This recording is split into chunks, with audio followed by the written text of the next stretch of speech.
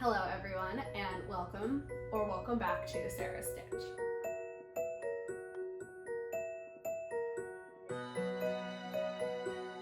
This is episode, I have no idea what, because I have been arguably MIA for the last 2-3 months. For those who are new here or who have perhaps forgotten me in my absence, my name is Sarah. I am a knitter. I live here in Hoboken. I am an accountant. I'm 29 years old. I'm just back from a summer in London for work. So I am currently surrounded by chaos, which I've only made worse by taking out everything that's on this couch right now for podcasting. But I hope you enjoy it. I'm going to go through like a normal podcast format of finished objects, spoiler alert, I have none, works in progress, acquisitions, and my fall plans. My fall plans are going to be a little bit mixed in throughout everything as well, just because some of the things I'm working on are part of my fall plans as it's now September. So bear with me. It may turn into a two-parter depending on how long I yap for. But yes, I am back from my summer in London. I have already been getting crushed at work, which is just really missed that one. And I'm very excited to talk to all of you. If I have not said so already, because this is my second time filming this, so I forget what I've said. You can find me on Ravelry. The link is down below. I think my username is Sarah Lynch 527, not too positive. It will be linked.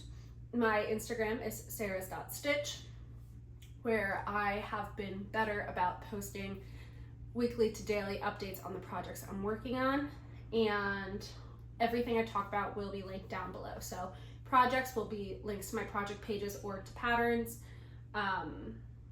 local yard shops, etc., and dyers. So I think that's all the housekeeping as I look around at the chaos. All right, let's get into it. So, like I said, no finished objects. I'm not quite sure what I knit all summer because I was knitting, but clearly nothing substantial. I did work a lot on my crochet blanket, which I will pull out when I have unpacked that box. But it is not unpacked right now. But I feel as though I've done more work than a crochet blanket. But there's a lot of single socks floating around, which will get, when they get their mate, they will be shown on the podcast. So, moving into half finished objects, or hose. I only have one. The only reason I'm considering myself having one is because I started the second sock. So, like I said, as second socks start to be cast on, I will show you their pair that's already, their mate that's already done. So this is just a quick shorty sock that I knit up using a Homespun house. It is a Patreon yarn. I'm not positive of the color off the top of my head, but it should be in the project page. And it is, so Molly's Patreon sock sets, I think I've said before, and I'm sure various other podcasters have as well. You get a 50 gram mini and a 20 gram, 50 gram skein and a 20 gram mini in the set, and then you can make socks, gloves, muscle burra, people I've seen make, anything like that. So this was, I don't know what month, but I know that this color was the main color, and then this purple was the mini that went with it, and you're too far away, but you're gonna have to trust me, there is Selena in the mini. And I cast these on August 4th. And the cuff is knit out of Tulle Skirt, and the toe is knit out of Double Dare, which are both Molly's colors as well. And yeah, I finished this, I honestly don't know when I finished it, but I have cast on the second sock, and it's just ready for a toe. So I was 2 inches away from having a finished object and was not able to get it done because the Double Dare is deep down in my travel bag from my parents' house. So hopefully next time these are a finished object. If they're not, someone please yell at me. These are knit on 2mm needles, 64 stitches. I typically do 9-inch circulars for my socks and or DPNs.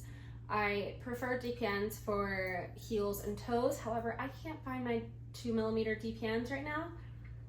So I may be ordering some more because I'm not a huge fan of Magic Loop. I can't get behind it. I'd rather a DPN. I am a US Women's 9, a UK 7, European 39-40-ish. So I try and do about 80 stitches from the end of the heel turn through the toe, and then I will do a toe.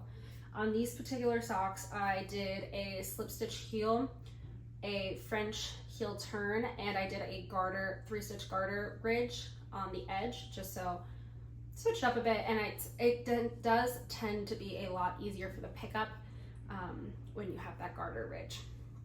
And I did an umbrella toe, which is a toe by Kay Jones from the Bakery Bears. It's in her umbrella socks pattern. It's also in a lot of her more recent patterns. I believe it is in the description when you buy the pattern, which heel and toe construction she has put in there. But yeah, I just wanted to do something different than a wedge toe, so umbrella toe it was. I think that is it. These are going to be for me. Next, we have a sweater trade. So this sweater is the Stonecrop Pullover by Andrea Mowry. It came out about 2019, 2020-ish. I believe it was supposed to be a Rhinebeck sweater. I don't know if it was the COVID year Rhinebeck sweater or a year before. And I am making this for my mom in the size 4 of the pattern. And I can't remember if I talked about this on a podcast or not yet, but we went to Loop when she was visiting me in London for Father's Day weekend. My father was there as well, but he didn't come with us to the yarn store. And she picked out this skein of Spin Cycle, which is unwound because it was packed in a box and I dumped the box upside down. But the skein is Opia, which is dyed in the wool. And it is a skein with like raspberries, dusty lilacs, dark teals, kind of like a moody gray blue. So this is what her Spin Cycle was that she picked out. We had picked it up before Andrea's sweater for this year came out, so I was unaware that it was not going to be dyed in the wool, and I was just going based off of prior year knowledge? What's the word? Making assumptions based off of every other year, I think, from what I remember and know, it has been dyed in the wool. So I got dyed in the wool. It was not a dyed in the wool pattern this year, which is fine. So I asked my mom if she liked the pattern. I didn't tell her about the gauge and the yarn sizes and all that because she's not a knitter and she doesn't need that information. So she said she didn't really love the frame sweater, which is fine. So I sent her a few other options of patterns that were made or have been knitted in Spin Cycle dyed in the wool, and she decided she liked the Stonecrop. So to go with the Opia, I got 4 or 5 skeins of the Fiber Company Cumbria fingering, and it is in the color White Heather. This is 300 meters, and it is 90% wool, 10% mohair, and I don't think I know it was mohair. That makes me happy because that'll puff up a bit because I didn't gauge swatch. And I got this from a yarn story in Bath. Excuse me. I did not actually go to Bath this time when I was in London. I just ordered it online, but I figured it would be nice to have a UK purchased sweater for my mom. So this is the combo, and I'm sure you saw it when I was pulling it out of the whip pile, but this is where I'm at on it. So I don't know if you can see this whole thing. Get up on my knees. So I have most of the body done. I am gonna make it a little bit longer. And I do have a full sleeve done. So I am using the needles that are in the pattern. I am knitting a size 4. I started with following sleeve decreases as are written in the pattern. So for the size 4, I think it's every 1/2 inch or so. Like I said, I did not gauge swatch, so it's kind of just been a wing it situation. And I just stopped doing the decreases when the sleeve got to a circumference that I thought my mom would be happy with. And then I will copy and paste onto this sleeve. The reason I haven't finished the body yet is because I was down at my parents' this weekend for Labor Day and wanted my mom to try on the sweater to see how much more length she wanted on it before I put the ribbing on. And she wants like 2 and a bit more inches. So 2 and a bit more inches total. But she also wants the sweater to end on a color round rather than a bobble or ribbing round. So I'm debating, because right now where the sweater ends, the sweater currently ends on a zigzag round. The next round is going to be a bobble round. And this is 100% me just trying to rationalize not having to do another bobble round if I don't have to on the body. Because I hope you could see this, but there are gorgeous bobbles all throughout. About, I don't know, every 3 inches or so there's bobbles, and they look gorgeous, but I don't really want to do any more if I don't have to. So I think I might just do extra long ribbing and call it a day. We'll see. I should block it and see what I think, but because I think it's gonna grow a bit too with blocking just from the weight of it. So we will see about that one. And the only other thing other than a sleeve and the bottom that I need to do, sorry, I'm making sure I'm still recording because I am paranoid. Yes, okay, good. The only other thing that I would like to do is I'm going to rip out the ribbing and reknit it. So when I cast this on, I did veer from the pattern and I did not cast the ribbing on straight away. I cast on the stockinette portion that you start after you do the neck band, because I was not sure what size to make for my mom and I wanted to confirm what kind of neck she wanted, if she wanted a folded hem or a folded collar or a turtleneck or anything like that. So I cast this on later. I think I've said I knit a size 4 for my mom. She and I have about the same bust circumference, so I usually knit her about a 42-inch circumference sweater. However, this sweater does not have a ton of positive ease, so I went up a size for it, which I normally would knit a 3 for my mom and I in Andrea Maury's patterns, so I'm knitting a 4. But the neckline looked huge, so I picked up the number of stitches on the collar that were for the size 3, but I think it's making it bunch in a little bit too much. It's kind of making these weird gathers. So I'm going to rip it out and see if adding like 10 or so more stitches to the collar helps that relax. I think some of it will go down with blocking, but I think it's just pulling it in too much because I have a 1/6 of, or I took out like a 1/6 of the ribbing stitches for this collar. So that is my Stonecrop, and the goal is to have this done for my mom for Rhinebeck because we are going to Rhinebeck together, and I'd like to have it done by the end of September ideally. And I cast this on in late June maybe, or late July, so it has gone very quickly, and I think that is a testament to the color work and spin cycle in general, just being addictive to knit, to say the least. I did do some yarn management on these sleeves because I wanted the color changes to continue to progress rather than slowly change. They were a bit slow at the top, so I ripped out some of this kind of color and some of this color to kind of get to the purples and pinks quicker, which is what my mom wound up liking the best when she saw the body, which shocked me because I thought she would like the blues more, but happy enough for me. So she likes the lighter like pinks and purple combo section, so that is what I'm going to try and focus on for the other sleeve as well. All right, that is all about that. My second work in progress is a very oldie classic, you might say, in terms of how long it's been on the needles for. This is the Hanstholm Sweater by Petite Knit. People who have watched my podcast before may remember this from sometime in the spring, February. I honestly don't know. I cast it on ages ago. It should say on the Ravelry. It was a while ago. And this pattern is by Petite Knit.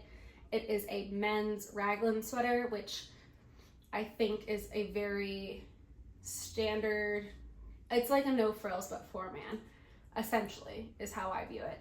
And I'm knitting this out of Sorella's Classic DK, and the color I'm knitting it out of is called Am I Laughing or Crying? It's this really pretty cranberry burgundy shade. It is based off of Suki from Gilmore Girls, and I picked it up, I want to say I ordered it last year in the latest Gilmore Girls release.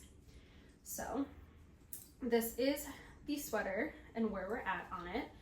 So it has a folded collar, which hopefully you can see, and I have knit that much. So if I hold this up to myself, hopefully you can see that. I am belly buttons here, so I have about, I want to say 30 more centimeters or so before I am even close to the ribbing, but that is fine.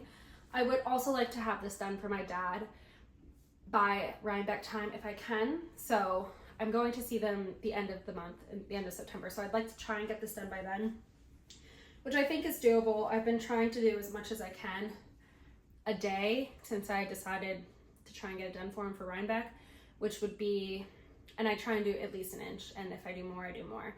So when I picked it up, it was at this yellow stitch marker, and I've knit, I don't know, about 2 inches or so.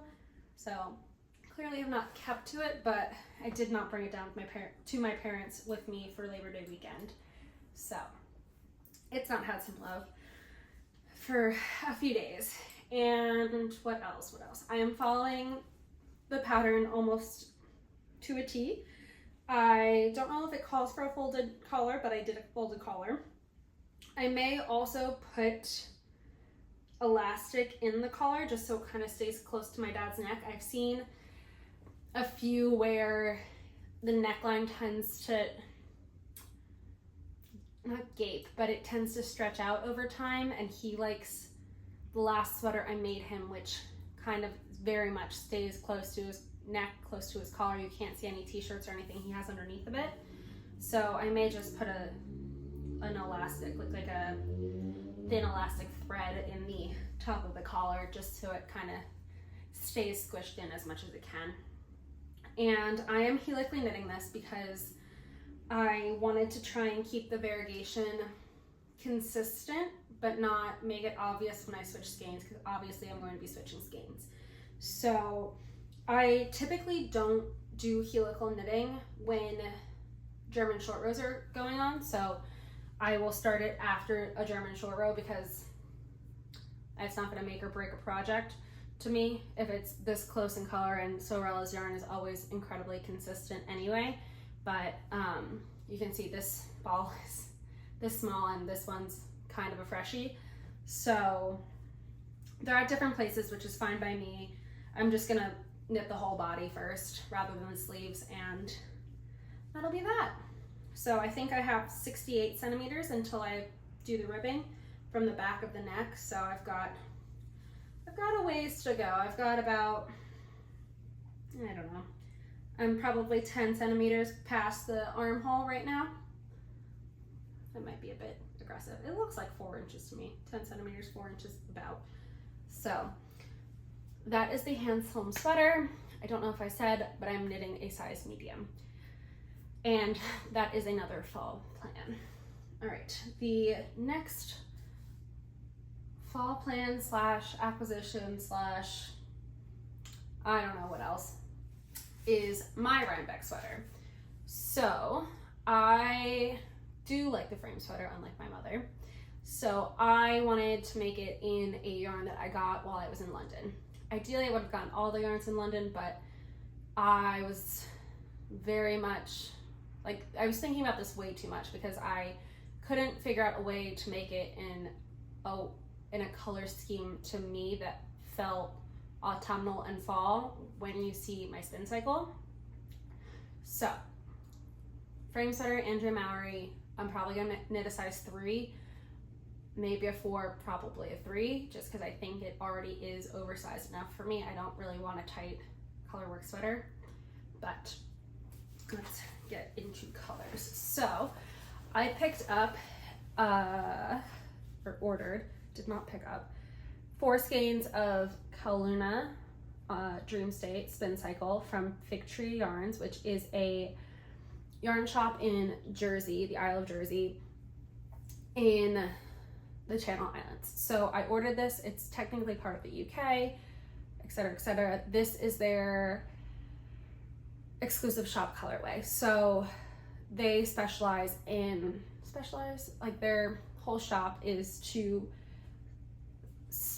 supply US yarns to the UK, ideally at a little bit of a discount, so you don't have to pay customs and shipping and all that. So I got this because I was in the UK. It was a shop exclusive color. I really do like the colors. It's a really pretty, there's a little bit of light green, like a minty green, like a light plum, pinks, peaches. It's gorgeous. And I have a couple skeins that have like a really dark magenta in it as well. So the reason I was having color issues is because I'm a crazy person, which is fine.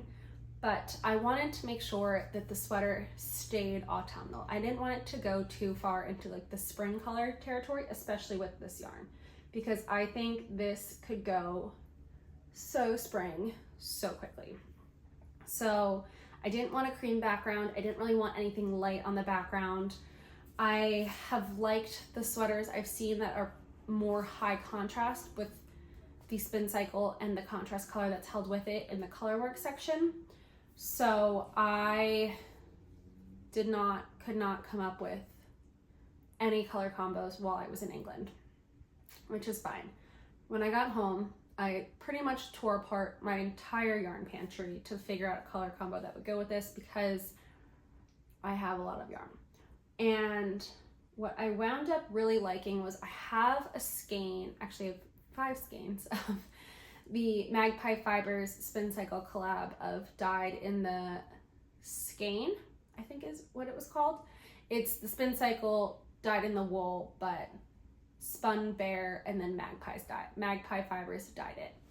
And I have it in, I don't remember the color. It's like the Magpie darkest, richest green you can think of. And I really liked it with this. But I've had not issues with Magpie in the past, but I wanted to make sure I would get the yarn quickly, and I think they had just wrapped up their sale when I was thinking this, so I was looking for an affordable, on the affordable side, yarn to make my sweater out of. So I wound up getting Tandem by West Wools through Stephen and Penelope, which is their like house wool.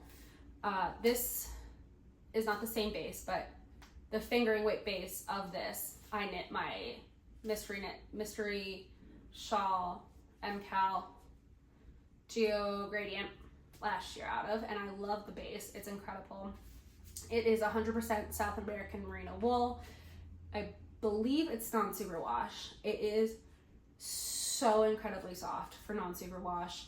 It's so good. So the main color I got to go with the spin cycle is called Wellington, and it's this really pretty, it is a Wellington boot green. It is gorgeous. I almost got my MCal kit in the green variety last year for this colorway, and I think these two play so nicely together, and the Wellington kind of pairs down the Kaluna, but also will accentuate how beautiful these colors are. And for all of the ribbing at the bottom, the shoulder and the cuffs, neck, all that, I picked out corduroy, which is a really pretty plummy red. It is not as red as the Am I Laughing or Crying. You can see it's definitely more purple. I hope you can see it. It's more purple. But I think these three together make such a pretty combo. And I think it will be very autumnal, not springy, which is what I was after.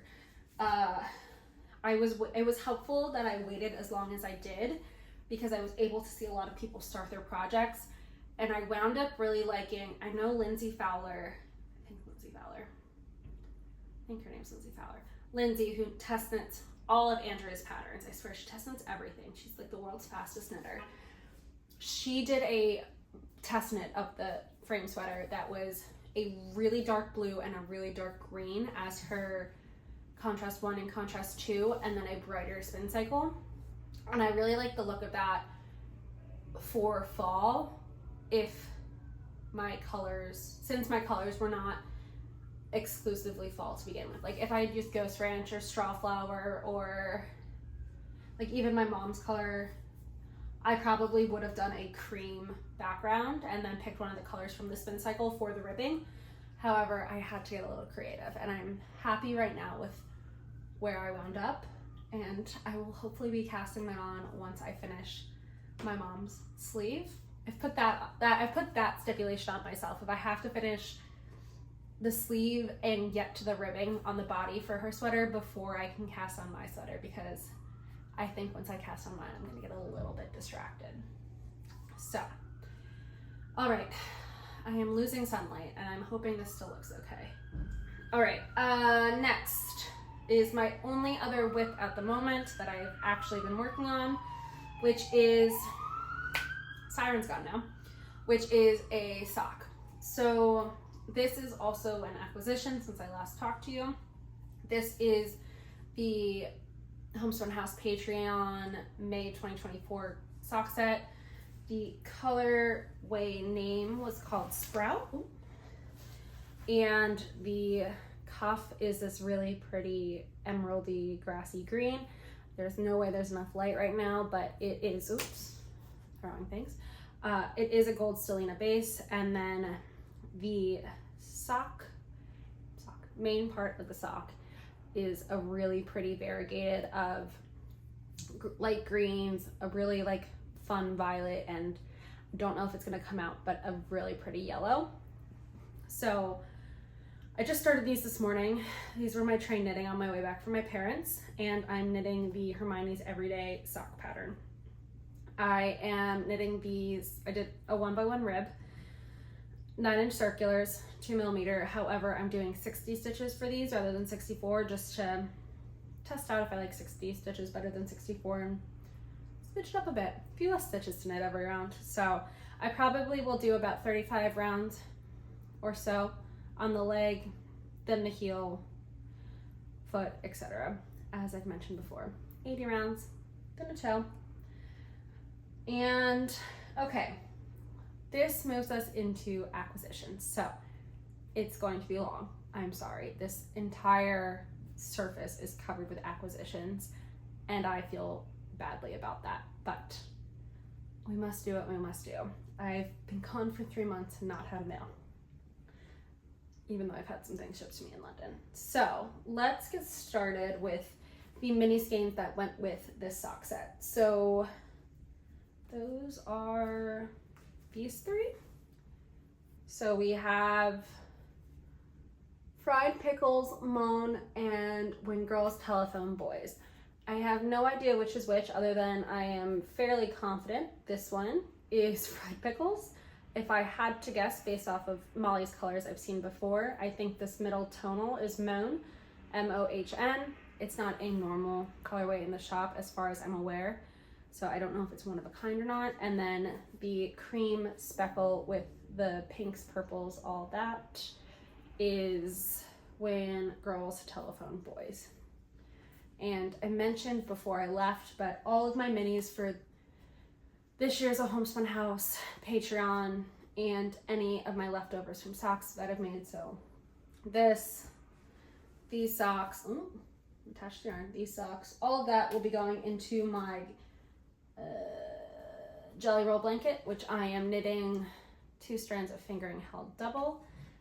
That is a pattern by Kay Jones from the Bakery Bears. All right, next. This is the June sock set from Patreon, and it is called Sunkissed. It is a really, really pretty cream base with all of these really fun blue, turquoise, yellow, green speckles, and it came with this bright yellow mini. It's actually, I wouldn't say bright, it's just like a classic mustardy yellow, which I think in the shop is called Sunny Side Up. And Molly's latest podcast, or second latest podcast, she shows a pair of socks she made using this sock set, and she had 2 other random minis. If you want to see it knit up, it looks so cute, and it is incredibly summery. So this probably won't get cast on for a while because I'm in a fall mood now, so that might just get saved for next year. And the minis for June are called Summer Visor, City Lights, and Let's Hold Hands. And it is these 3 colors. The blue that I'm wiggling is City Lights. The pink, I'm assuming, is Summer Visor. And then the white speckle is Let's Hold Hands. Let's Hold Hands and Summer Visor are not normal colors in the shop, but this looks pretty Summer Visor-y to me. So I know blue is City Lights because I have a skein of City Lights. So that is that. All right, moving swiftly on to next batch of Homespun House things that I purchased. When I was in London, because I was over eager on how many socks I was going to be knitting, I ordered 5 50-gram skeins from Molly in her tonals just to have as backups, just in cases of heels tone cuff contrast, in case I wanted something other than what I had brought, because I was a little limited in my yarn pantry in London because a lot of it was living here. So I picked up 5 colors, like I said. I have Honeycrisp, which is a really pretty apple red. It is very tonal, so it goes reds, pinks, everywhere in between. I have Kitten, which is a really soft peachy pink, which I think will look really nice with a lot of Molly's softer colors and contrast well with them. Scandinavia, which I always associate with a homespun house. It's a very pretty light blue, lilac-y, cool toned, cool undertones. It is very tonal. I'm hoping that this is focusing on the yarn and not me. Otherwise I will put up a picture of it. But Scandinavia. And then Fishbowl, which is, what kind of blue is this? Someone tell me what kind of blue this is. This is just like a cotton candy bubblegummy blue, kind of, to me, like an ice cream blue almost. Blue raspberry, I don't know. It's very bright. I'm hoping, yeah, it's pretty accurate to my head. It's pretty accurate to the color representation. And the last skein I got is Odyssey, and it is just a beautiful, like, true medium toned purple with, again, some tonality to it. So it goes darker purples, lighter purples. It's gorgeous. And all 5 of the 50-gram sets are, and the sock sets and the minis are all in Molly's soft sock base, which is 75% superwash merino, 25% nylon, and the 100 gram skeins are 420 meters for 100 grams. So math that out as you will for 50s, 20s, etc. Standard fingering. I think it's a 4-ply. Don't know. I'm not unwinding it to figure it out. It's great. I love it. Molly's sock bases honestly wear so well. I think I have one pair of socks that was like one of my first pair of socks that actually has a hole in it, and it's more so my own fault than Molly's, so would highly recommend. And my last Homespun House yarn that I have is part of the yarn club from this year. So this year Molly is doing a happy birthday Hogwarts. Yes, Happy Birthday Hogwarts collection. So I've shown, I know I had Luna, Ron Weasley, I might have had Lupin, not sure. I've gotten a few already. I have 3 more. I don't know how many more I'm going to get because I am up to here in sock yarn for Homespun House and Woolberry. Molly and Bethany need to cut it out with the colors because they're gorgeous and I love them, but I need to either start knitting socks at the speed of light or stop buying yarn because I've got, I think, enough sock yarn to like not have to buy any for a year, and I still think I'd be fine. So the colors I have after that tangent is Happy Birthday Ginny, which is a cream base with pinks, purples, turquoise. It has this really fun orange mini, and it's very lightly speckled. It probably, I've not watched super closely Molly's last few podcasts, so I don't know if she showed any of these knit up yet, but I think based off of what she said about the collection and what she was trying to do, she wants them all to be very, very speckled throughout, but not have any pooling. So I'm hoping that's how this knits up. It looks gorgeous. It looks like almost Christmassy to me, but not super. So the orange saves it, I think, but I'm very excited to knit this up. Next, I have Happy Birthday Albus, which just makes my heart so happy. It is a really pretty pink and purple combo with speckles of, I'm hoping you can see this again, I've lost the light entirely, green speckles, dark purple speckles, orange in there, and then this purple, which may be foxglove, it may be something else. It is not, I hope this is showing, it's not Odyssey. Odyssey is a bit warmer than this purple. This purple is a little bit cooler, or maybe it's more saturated, I don't know, but this is so fun. And I think this sock set, I'm going to do a pair for myself and a pair for my mom. The pair for myself, I'm going to do the whole sock, I think, just in the main color because I love this color so much. I think it's so fun. So love that. And then finally, I have Happy Birthday Harry, which is, it's such a pretty color. Molly coming up with these colors, and I believe Robert's dyeing the Harry Potter collection.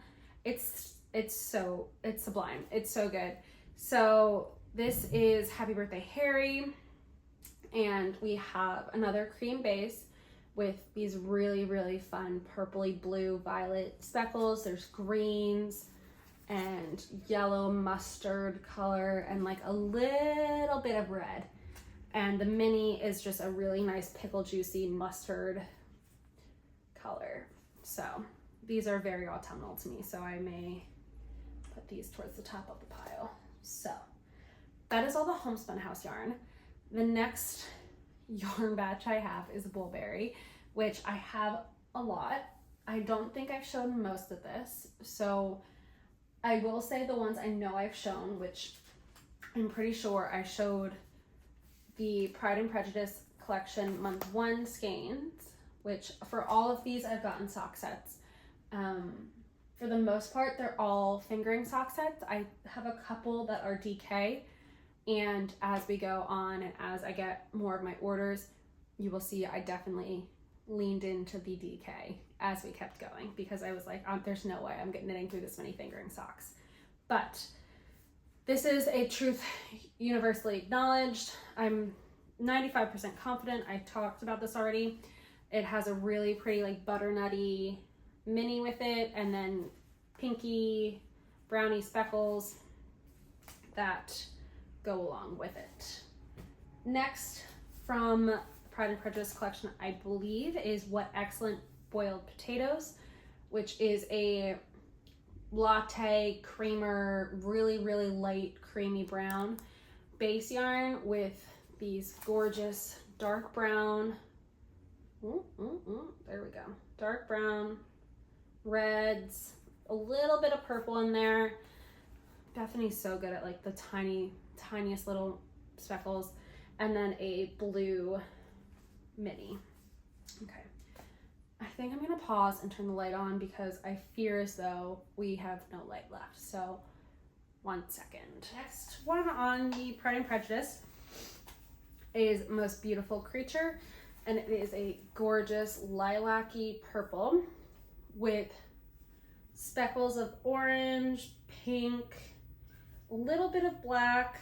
You can kind of see it up there. That's better, probably better for you. And it came with this really pretty olive mini, which I am so excited to knit up. I think it's going to look striking together. And I'm wondering if there's green speckles hidden in here somewhere because it's such an interesting color combo, but beautiful creature. Most beautiful creature. Next, I'm positive this was month 4 because I remember this one.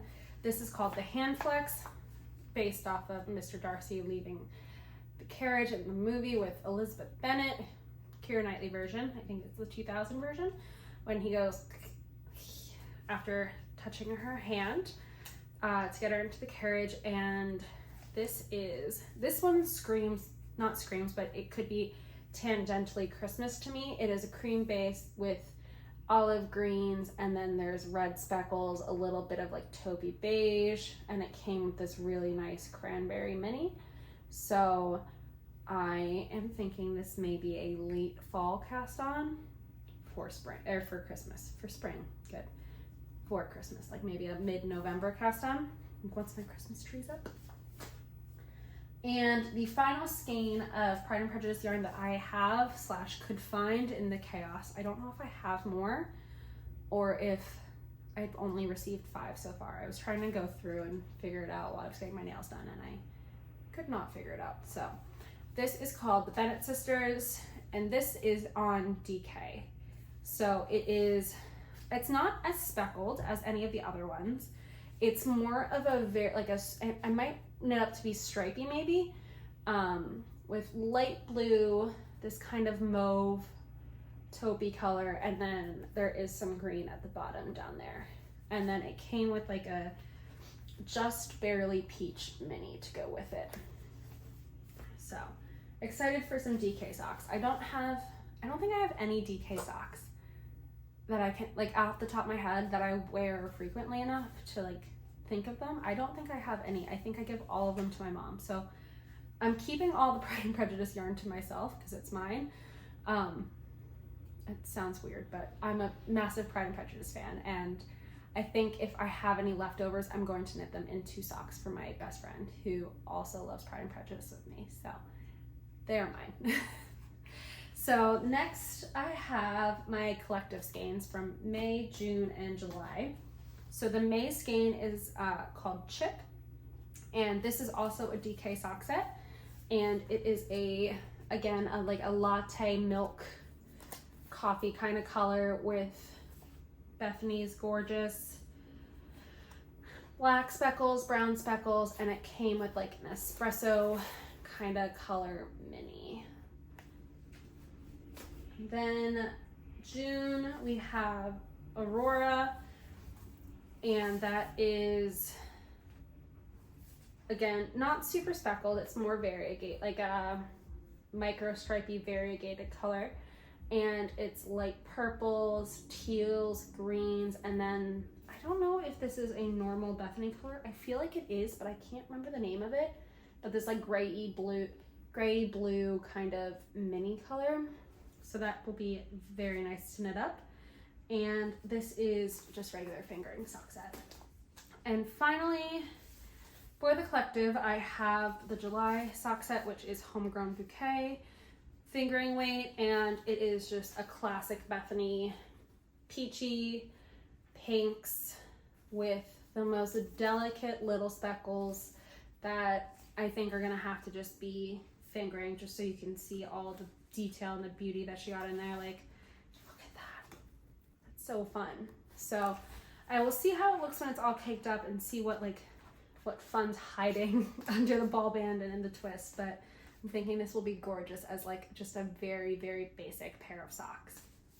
So that is collective. Going on to the last acquisition, I think, that we have. We're at 50 minutes, excellent. I ordered the road trip collection this year. I try and order it every year. I honestly have not looked at any of this yet, so this will be both all of us looking at it together because it came while I was away. I did not open it until I got back like 2 weeks ago, which was well after the pre-order had closed. Bethany had announced the skeins and what they were. So this year, I think what you had to do was you got 4 50-gram skeins for 4 cities in Europe. And Bethany sent little packaged up pictures of each of the cities with pictures from, I don't know if it's the same location for each or if it's just like iconic places in the city. We're about to find out together. For you to guess which picture the skein was based off of. And if you got them all right, I think you were entered to win something. Let's go through the skein. So first we have London, which really swayed me on it. It is a really pretty, I hope this isn't focusing on my face, most London-y colors. It is taupe, brown, gray, all of the pretty. Hope you can see it. And these are the 4 London postcards that came with it. So we have various pictures of Big Ben.